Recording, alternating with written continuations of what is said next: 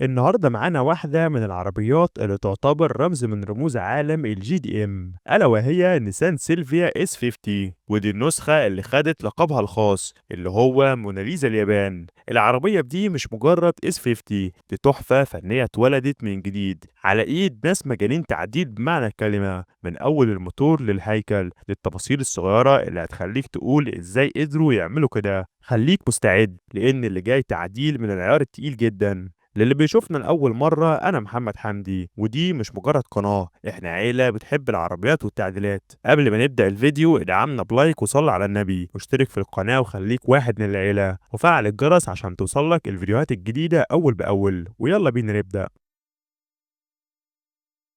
أولا العربية اترفعت على الونش عشان نبدأ عملية التعديل. أول حاجة بدأوا يفكوا نظام العادم، فكوا كل المسامير والسوست اللي بتمسك الإكزوست. بعد كده شالوا نظام العادم كله، وكمان شالوا عمود نقل الحركة. بعد كده دخلوا على تفكيك الموتور، بدأوا يفكوا كل الوصلات والكابلات المتوصلة بيه وشالوا الموتور وطلعوه بره العربية. بعد ما شالوا المحرك من العربية جابوا محرك جديد وهو ال RP26، وده واحد من أكتر المحركات اليابانية اللي معروفة في عالم التعديل. بعد كده فضوا الزيت اللي كان موجود في المحرك، بعد كده قلبوا المحرك وشالوا حوض الزيت وبدأوا ينضفوه ويلمعوه، ورجعوا تاني على العربية وشالوا عمود التوازن الأمامي. بعد كده ركبوا حوض زيت تاني، وده بعد ما نضفوه ولمعوه. بعد كده ركبوا الجير بوكس في المحرك. بعد كده خدوا محرك ال RP26 وركبوه في العربية. المحرك ده هيعمل نقلة جامدة جدا للعربية. بعد كده شالوا الرفارف والعتب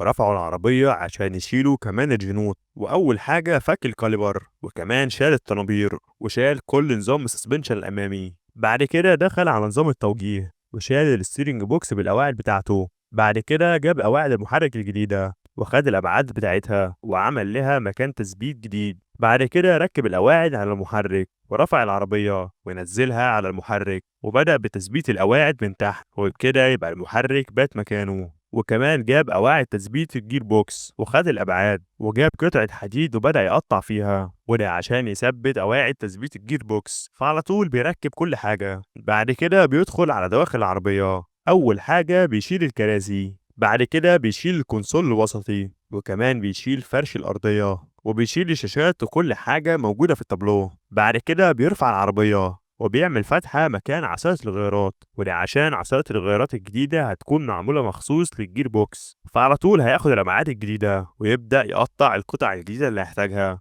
وبيلحم كل حاجة مكانها. بعد كده بيرجع يكمل تركيب في باقي أجزاء الموتور. أول حاجة بيرجع يركب نظام الستيرنج، بعد كده بيرجع يركب كل أزرعة نظام التعليق تاني، وكمان بيجيب التيربو الجديد اللي هيتركب وده بيكون شكله. فعلى طول بيبدأ يفكه، وده عشان يظبط الفتحات بتاعته وتكون ملائمة على النظام الجديد. بعد كده هيبدأ يعمل كاستم هيدرز جديدة للمحرك، بيجيب كل المواسير وبيقطعها. بعد ما بيخلص بيجيب الويست جيت وبيركبها. بيركب أول جزء وبياخد الهيدرز وبيركبهم في المحرك وبيجيب التيربو وبيركبه على الهيدرز. ندخل بقى على أكتر حاجة بتعمل طرب وهو نظام الإكزوست. ده نظام الإكزوست الجديد اللي هيتركب، نظام إكزوست معمول كاستم للسيلفيا عشان تطربنا. على طول بيرفع العربية وبيبدأ بتركيب أول قطعة وهي اللي بتكون خارجة من التيربو، وبيركب باقي نظام العادم كله. بعد كده بيجيب الانتيك وبيركبه على المحرك وكمان بيركب انتركولر التربو وبيركب وبيلحم كل المواسير بتاعة نظام التربو.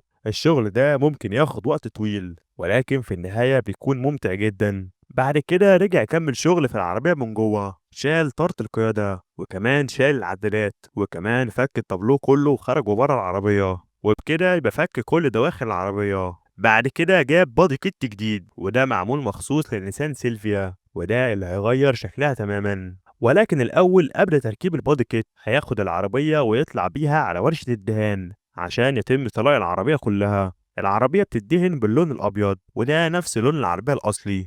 بعد كده بيرجع الورشة وهيبدأ يجمع الموتور من الأول بعد ما فكه، وده عشان يعمل له صيانة. أول حاجة ركب عمود الكرنك وربطه كويس بمفتاح العزم. بعد كده بدأ بتسقيط البساتم واحد ورا التاني وقلب الموتور وبدأ يربطهم من تحت. بعد كده ركب مسامير تثبيت وش السلندر وركب جوانات وش السلندر الجديدة. بعد كده ركب وش السلندر ذات نفسه وبدأ بتثبيت كل المسامير بمفتاح العزم وركب عمود الكمات وقفل الموتور. بعد كده خد العربية ورجع بيها البيت، وده بعد ما ركب البودي كيت. على طول هيبدأ يجمع كل حاجة في العربية. أول حاجة ركب المحرك مع الجير بوكس وثبتهم مكانهم في القواعد. بعد كده بدأ بتجميع نظام التعليق كله، وركب نظام الفرامل، وخد البادي كيت الجديد كله وبدأ يصنفروه، وده عشان بعد كده العربية هتتغلف باللون الأزرق. على طول بدأوا عملية التغليف، وفعلا اللون الأزرق ده كان اختيار موفق جدا، وده لأنه ادى شكل جميل جدا للسيارة. بعد كده بدأوا يركبوا كل حاجة محتاجينها عشان الموتور يشتغل. بعد كده بيجربوا تشغيل الموتور، وتعالوا نشوف.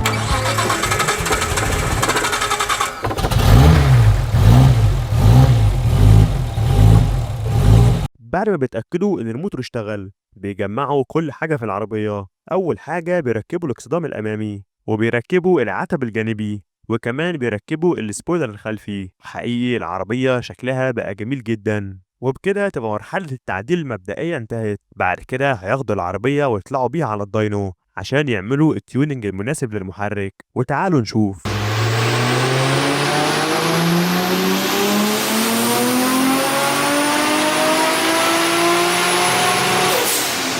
طبعا مفيش اجمل من اننا نشوف السيلفيا بتعمل دريفت. حقيقي السيلفيا في اي مكان بتلفت الانتباه حتى ولو كانت ستوك.